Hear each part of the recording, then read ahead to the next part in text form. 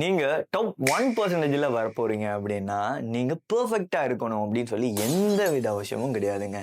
நீங்க கன்சிஸ்டன்ட்டா இருந்தா போதும், நீங்களும் அந்த டாப் 1%க்குள்ள வரலாம். அத பத்தி தான் இன்னைக்கு வீடியோல பார்க்க போறோம். ஒரு எக்ஸாம்பிளோடயே பார்த்துடலாம். நம்ம எல்லாருக்குமே பாட்காஸ்ட் அப்படின்னு சொல்ற கான்செப்ட் தெரிஞ்சிருக்கும். இந்த பாட்காஸ்ட் அப்படின்னு சொல்ற கான்செப்ட்ட 1.8 மில்லியன் பீப்பிள் வெறும் 3 எபிசோடோடயே குயிக் பண்ணிடுவாங்களாம். அதே மாதிரி 1,80,000 பேரு வெறும் 20 எபிசோட்ல குயிக் பண்ணிடுவாங்களாம்.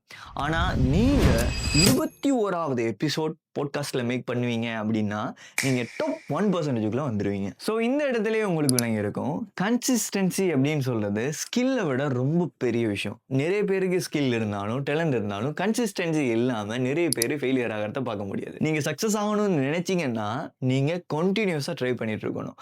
அந்த ப்ராசஸை நீங்க ட்ரஸ்ட் பண்ணணும். அப்பதான் உங்களுக்கு சக்சஸ் வரும்.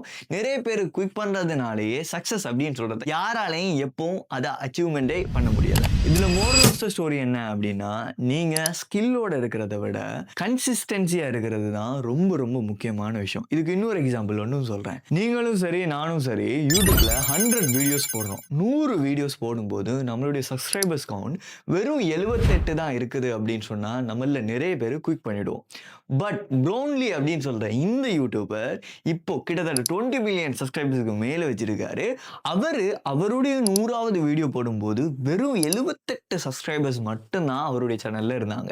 அவர் கன்சிஸ்டன்சியா இருந்ததன் மூலமா மட்டும்தான் இப்போ ஓவர் 20 மில்லியன் சப்ஸ்கிரைபர்ஸ் வந்து கெயின் பண்ணியிருக்காரு. ஸோ இந்த மாதிரி தான் நம்ம எந்த அளவுக்கு ஸ்கில்லோட இருக்கோமோ அதே அளவுக்கு கன்சிஸ்டன்சியாகவும் இருக்கணும்.